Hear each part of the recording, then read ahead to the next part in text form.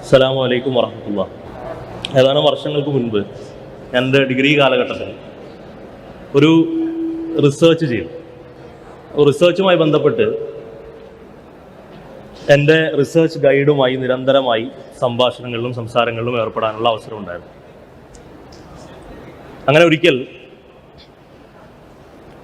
എൻ്റെ എഴുത്തിലെ ഒരു സോക്കോൾഡ് അബദ്ധം ചൂണ്ടിക്കാണിച്ചുകൊണ്ട് അദ്ദേഹം എന്നോട് ചോദിച്ചു, Suhail, what's the difference between sex and gender? എന്താണ് ലിംഗത്വവും ലൈംഗികതയും തമ്മിലുള്ള വ്യത്യാസം? സെക്സും ജെൻഡറും തമ്മിലുള്ള വ്യത്യാസം എന്താണ്?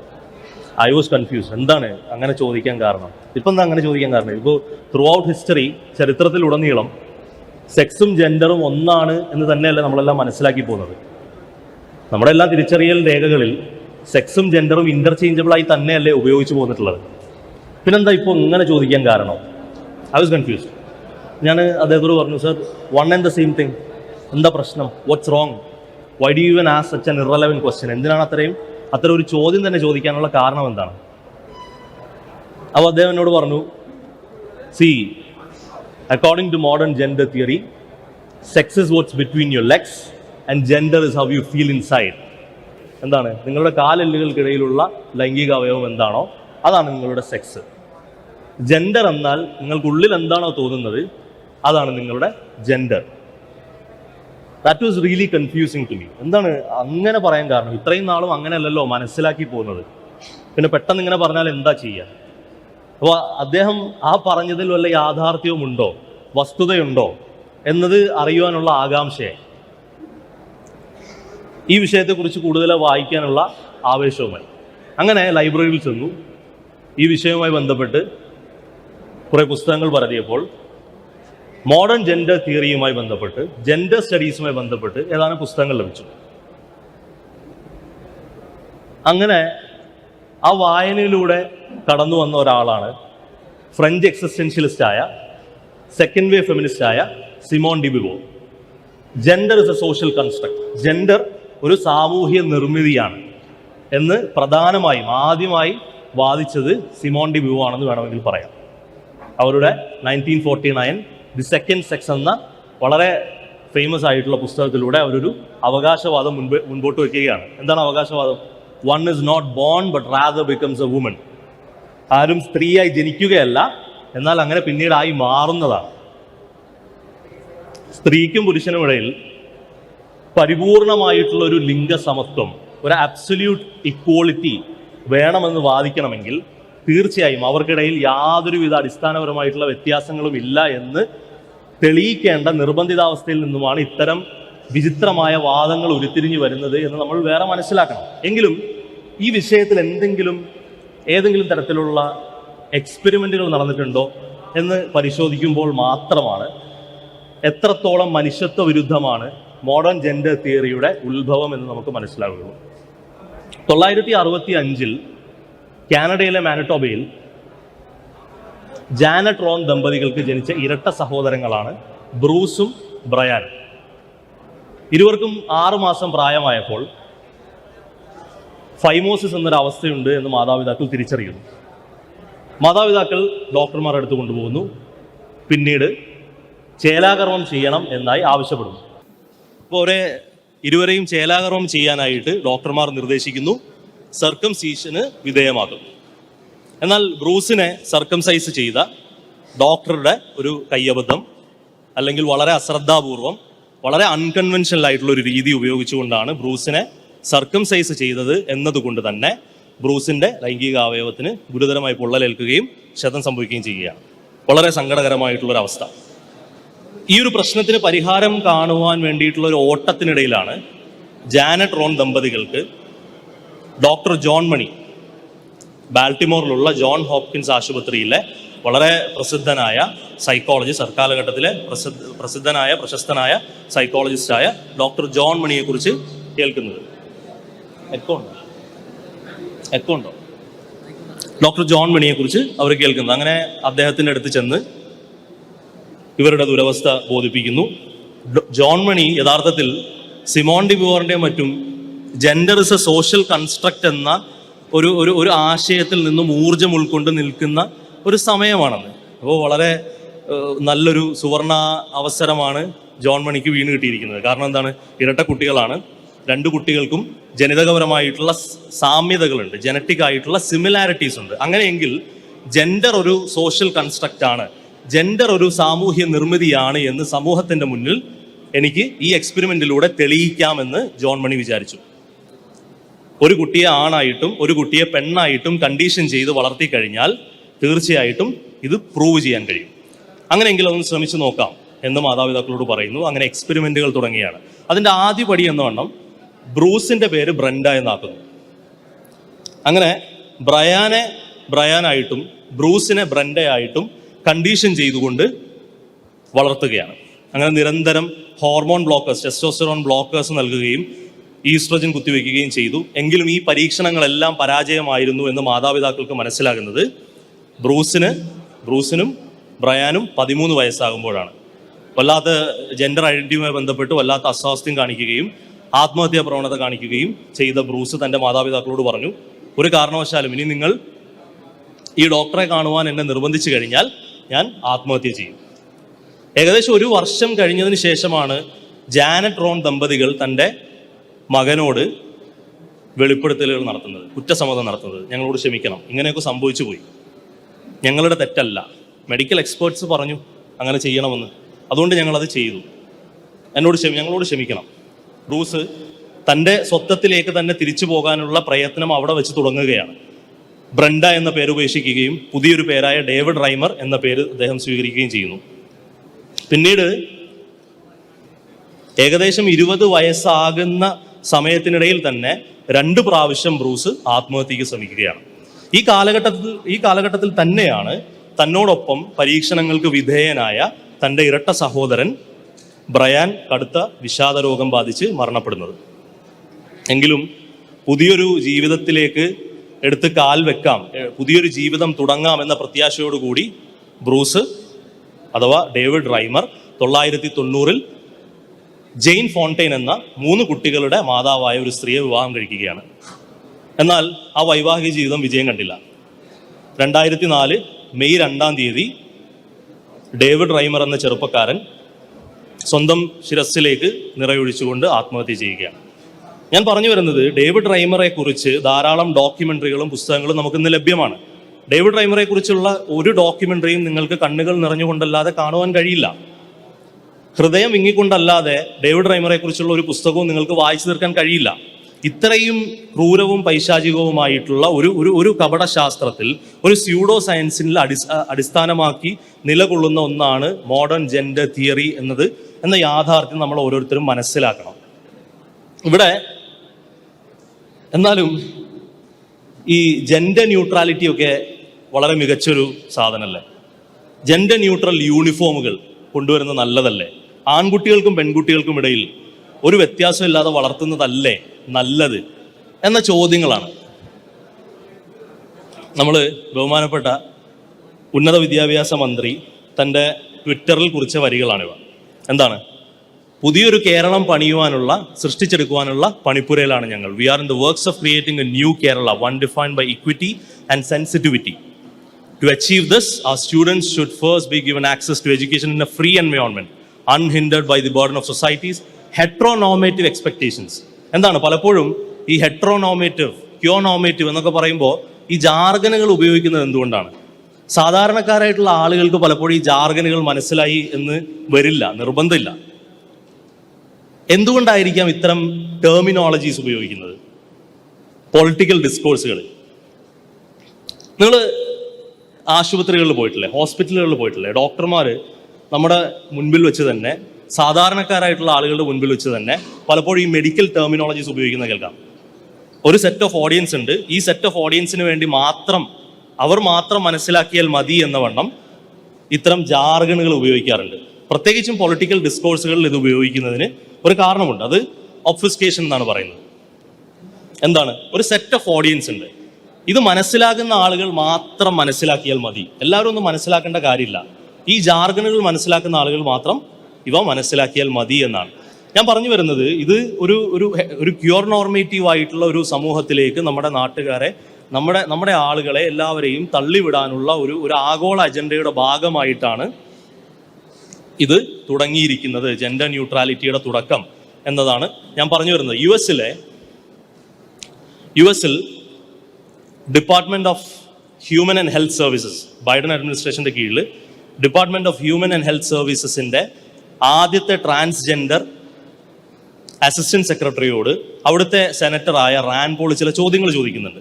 ആ ചോദ്യങ്ങൾക്ക് അവരെങ്ങനെയാണ് മറുപടികൾ നൽകിയത് എന്ന് നിങ്ങളൊന്ന് കണ്ടു നോക്കണം. കുട്ടികളിൽ ട്രാൻസിഷനിങ് ചെയ്യാമോ വേണ്ടയോ, കുട്ടികളിൽ ട്രാൻസിഷനിങ് ചെയ്യാനുള്ള അനുവാദം നൽകണോ വേണ്ടയോ എന്ന് പോലും അല്ല ചോദിക്കുന്നത്. മാതാപിതാക്കൾ വിസമ്മതിച്ചാൽ പോലും, പേരൻസിന്റെ കൺസെന്റ് ഇല്ലെങ്കിൽ പോലും സ്റ്റേറ്റിന് നേരിട്ട് ഇന്റർവീൻ ചെയ്തുകൊണ്ട് കുട്ടികൾക്ക് ഹോർമോൺ ബ്ലോക്കേഴ്സ് നൽകാനുള്ള അവകാശമുണ്ടോ സ്റ്റേറ്റിന്? ഹോർമോൺ ബ്ലോക്കേഴ്സ് നൽകുക മാത്രമല്ല, സ്റ്റേറ്റിന് നേരിട്ട് ഇന്റർവ്യൂ ചെയ്തുകൊണ്ട് കുട്ടികളെ SRSന്, സെക്സ് റീഅസൈൻമെന്റ് സർജറിക്ക് വിധേയമാക്കാനുള്ള അവകാശമുണ്ടോ എന്നാണ് ചോദ്യം. അതിന് അവരെങ്ങനെയാണ് വളരെ തന്ത്രപൂർവ്വം ആ ചോദ്യങ്ങളിൽ നിന്നും ഒഴിഞ്ഞു മാറിയെന്ന് കണ്ടുനോക്കാം. American culture is now normalizing the idea that minors can be given hormones to prevent their biological development of their secondary sexual characteristics. Dr. Levine, you have supported both allowing minors to be given hormone blockers to prevent them from going through puberty, as well as surgical destruction of a minor's genitalia. Like surgical mutilation, hormonal interruption of puberty can permanently alter and prevent secondary sexual characteristics. The American College of Pediatricians reports that 80 to 95% of prepubertal children with gender dysphoria will experience resolution by late adolescence if not exposed to medical intervention and social affirmation. Dr. Levine, do you believe that minors are capable of making such a life-changing decision as changing one's sex? Well, Senator, thank you for your interest in this question. Transgender medicine is a very complex and nuanced field with robust research and standards of care that have been developed. And if I am fortunate enough to be confirmed as the Assistant Secretary of Health, I would look forward to working with you and your office and coming to your office and discussing the particulars of the standards of care for transgender medicine. The specific question was about minors. Let's be a little more specific since you evaded the question. Do you support the government intervening to override the parent's consent to give a child puberty blockers, cross-sex hormones, and/or amputation surgery of breasts and genitalia? You have said that you're willing to accelerate the protocols for street kids. I'm alarmed that poor kids with no parents who are homeless and distraught, you would just go through this and allow that to happen to a minor. I would hope that you would have compassion for Kira Bell, who's a 23-year-old girl who was confused with her identity. At 14, she read on the internet about something about transsexual. She thought, well, maybe that's what I am. She ended up getting these puberty blockers, cross-sex hormones. She had her breast amputated. But here's what ultimately she says now. And this is a very insightful decision from someone who made a mistake but was led to believe this was a good thing by the medical community. I made a brash decision as a teenager, as a lot of teenagers do, trying to find confidence and happiness, except now the rest of my life will be negatively affected, she said, adding that the medicalized gender transitioning was a very temporary, superficial fix for a very complex identity issue. What I'm alarmed at is that you're not willing to say absolutely minors shouldn't be making decisions to amputate their breast or to amputate their genitalia. For most of our history, we believe that minors don't have full rights and the parents need to be involved. So I'm alarmed that you won't say with certainty that minors should not have the ability to make the decision to take hormones that will affect them for the rest of their life. Will you make a more firm decision on whether or not minors should be involved in these decisions?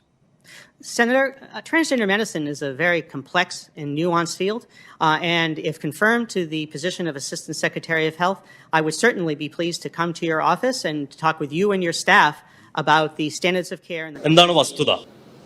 യഥാർത്ഥത്തിൽ സ്ത്രീക്കും പുരുഷനും ഇടയിൽ എന്തെങ്കിലും വ്യത്യാസങ്ങളുണ്ടോ? സ്ത്രീക്കും പുരുഷനും ഇടയിൽ എന്തെങ്കിലും വ്യത്യാസങ്ങളുണ്ടോ? അതോ ചില പുരോഗമന വിദ്യാർത്ഥി പ്രസ്ഥാനങ്ങളെല്ലാം പറയുന്നത് പോലെ ലിംഗം തന്നെ സാമൂഹ്യ നിർമ്മിതിയാണ്, സോഷ്യൽ കൺസ്ട്രക്റ്റ് ആണ്. അങ്ങനെയെങ്കിൽ പ്രണയമേ നിനക്കെന്ത് ലിംഗം എന്നാണോ? പുരുഷനും സ്ത്രീക്കും ഇടയിൽ അടിസ്ഥാനപരമായ വ്യത്യാസങ്ങളുണ്ട്. അത് മസ്തിഷ്കപരമായിട്ടുള്ള, ജീവശാസ്ത്രപരമായിട്ടുള്ള വ്യത്യാസങ്ങളാണ്. നമുക്ക് കനേഡിയൻ ന്യൂറോ സയന്റിസ്റ്റ് ആയ സ്റ്റീവൻ പിങ്കർ പറയുന്നത് പോലെ differences between the sexes are part of the human condition. അടിസ്ഥാനപരമായിട്ടുള്ള വ്യത്യാസം ക്രോമോസോമൽ വ്യത്യാസങ്ങൾ തന്നെയാണ്. നമുക്ക് ത്രൂ ഔട്ട് ഹിസ്റ്ററി ഇതെല്ലാം നമുക്ക് അറിയുന്നതായിരുന്നു. ക്രോമോസോമൽ വ്യത്യാസങ്ങൾ തന്നെ സ്ത്രീക്കും പുരുഷനും ഇടയിലുണ്ട് എന്നതാണ് യാഥാർത്ഥ്യം. ടിപ്പിക്കലായി ഫീമെയിൽ എന്നാൽ XX-ഉം മെയിൽ എന്നാൽ XY-യുമാണ്. എന്നാൽ ചില ആളുകൾ XXY ക്രോമോസോമോടുകൂടി ജനിക്കുന്ന ആളുകളുണ്ടാവും. അത്തരക്കാരെ ക്ലൈൻ ഫിൽട്ടർ സിൻഡ്രോം ബാധിച്ച ആളുകൾ എന്നാണ് പറയുന്നത്. അതിനാണ് ക്ലൈൻ ഫിൽട്ടർ സിൻഡ്രോം എന്ന് പറയുന്നത്. ഇത്തരം ആളുകളോട് ഇസ്ലാമിന് വ്യക്തമായ നിലപാടുണ്ട്, കാഴ്ചപ്പാടുണ്ട്. അത്തരം ആളുകളെ ഇസ്ലാം അക്നോളജ് ചെയ്യുന്നുണ്ട് എന്നുള്ളത് നമ്മൾ വേറെ മനസ്സിലാക്കേണ്ട ഒരു വിഷയമാണ്. എന്നാൽ ഇത്തരം അനോമലീസ് എടുത്തു വെച്ചുകൊണ്ട് now sex is A spectrum, sex ഒരു സ്പെക്ട്രമാണ് എന്ന് പറയുന്നതിൽ യാതൊരു അർത്ഥവുമില്ല എന്നത് നമ്മൾ മനസ്സിലാക്കുക. ഉദാഹരണത്തിന് കാലിലെ വിരലുകൾ 4 വിരലുകൾ, 5 വിരലുകൾ, 7 വിരലുകൾ, വിരലുകൾ 10-ൽ കൂടുതൽ വിരലുകളുമായി ജനിക്കുന്ന ആളുകൾ ഉണ്ടാവാം. അതുകൊണ്ട് മാത്രം കാൽ വിരലുകൾ, കൈവിരലുകൾ എല്ലാം ഒരു സ്പെക്ട്രമാണ്. അതിൻ്റെ എല്ലാം എണ്ണം എന്ന് പറഞ്ഞാൽ ഒരു സ്പെക്ട്രമാണ്. 5ഉം 4ഉം 6ഉം 10ഉം 15ഉം 20ഉം ഒക്കെ ഉള്ള ഒരു സ്പെക്ട്രമാണ് എന്ന് പറയുന്നതിൽ അർത്ഥമില്ല. അനോമലീസിനെ അനോമലീസായി തന്നെ പരിഗണിക്കുക. അബ്നോർമാലിറ്റി എടുത്തു വെച്ചുകൊണ്ട് അതൊരു സ്പെക്ട്രമാണ് എന്ന് പറയാൻ സാധ്യമല്ല. ഞാൻ നിങ്ങളോട് ഒരു 6 വയസ്സായ പെൺകുട്ടിയാണ് എന്ന് പറഞ്ഞാൽ how would you respond? That's the most important question. How would you react? നിങ്ങൾ എങ്ങനെ പ്രതികരിക്കും? Standing right in front of you, ഞാൻ വാദിക്കുകയാണ്, ഞാൻ ക്ലെയിം ചെയ്യുകയാണ്, ഞാനൊരു 6 വയസ്സുള്ള പെൺകുട്ടിയാണ്. നിങ്ങൾ എങ്ങനെ പ്രതികരിക്കും? ദാറ്റ്സ് ക്വസ്റ്റ്യനബിൾ അല്ലേ? You don't look like A 6-year-old girl. എന്നാൽ ലുക്ക് അറ്റ് സ്റ്റെഫോനി ഫോർ എക്സാമ്പിൾ. 46 വയസ്സുള്ള ഇദ്ദേഹം സ്വന്തം ഭാര്യയും മക്കളെയും ഉപേക്ഷിച്ചുകൊണ്ട് 6 വയസ്സായ പെൺകുട്ടിയായി ജീവിക്കാൻ തീരുമാനിക്കുകയാണ്. അങ്ങനെ ജീവിക്കുകയാണ്. അങ്ങനെ ജീവിക്കുക എന്ന് മാത്രമല്ല, അത് നോർമലാണ്, അതും ഒരു റിയാലിറ്റിയാണ്, അതൊരു ബയോളജിക്കൽ റിയാലിറ്റിയാണ്, ജീവശാസ്ത്രപരമായിട്ടുള്ള ഒരു യാഥാർത്ഥ്യമാണ് എന്ന് നമ്മൾ ഓരോരുത്തരും ആത്മാർത്ഥമായി അംഗീകരിച്ചില്ലെങ്കിൽ നമ്മൾ പലതരത്തിലുള്ള ഫോബിയ ചാപ്പകളും കിട്ടും. ഞാനൊരു ജിറാഫാണെന്ന് പറഞ്ഞാൽ നിങ്ങളോട്, ഒരു നായ, പൂച്ച, ഞാനൊരു പൂച്ചയായിട്ട് ഐഡന്റിഫൈ ചെയ്യുന്നത് എന്ന് പറഞ്ഞാൽ അങ്ങനെ ഉണ്ടാവും. How do you react? Would you believe me? സിൻസിയറായിട്ട് വളരെ ആത്മാർത്ഥമായി നിങ്ങൾ എന്നെ വിശ്വസിക്കുമോ ഞാൻ അങ്ങനെ പറഞ്ഞാൽ? Look at otherkin. എന്താണ് otherkin? An animal trapped inside a human body. അങ്ങനെ ഐഡന്റിഫൈ ചെയ്യുന്ന ആളുകളാണ് ഞങ്ങൾ.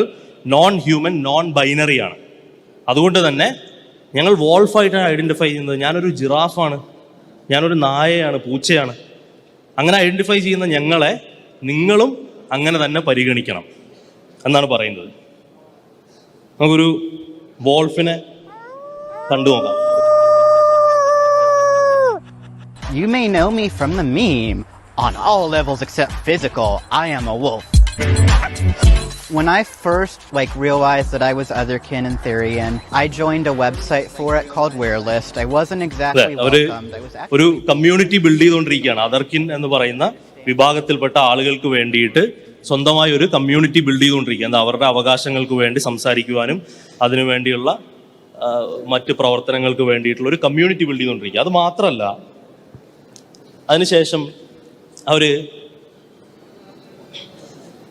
നോൺ ഹ്യൂമൻ, നോൺ ബൈനറി എന്ന് ഐഡന്റിഫൈ ചെയ്യുക മാത്രമല്ല, അതിനോടൊപ്പം പ്ലാസ്റ്റിക് സർജറികൾ ചെയ്ത് ഒരു പൂച്ചയായി, എങ്ങനെയാണ് ഒരു പൂച്ചയായി മാക്സിമം എങ്ങനെ ഒരു പൂച്ചയായി ഔട്ട്വേർഡ് അപ്പിയറൻസിൽ നമുക്ക് പ്രൊജക്റ്റ് ചെയ്യാം അല്ലെങ്കിൽ പ്രസന്റ് ചെയ്യാം ആളുകളോട് എന്ന രീതിയിൽ ജീവിക്കാനുള്ള തയ്യാറെടുപ്പുകളാണ്. അത് മാത്രമാണോ? അവിടെ വെച്ച് തീരുമോ?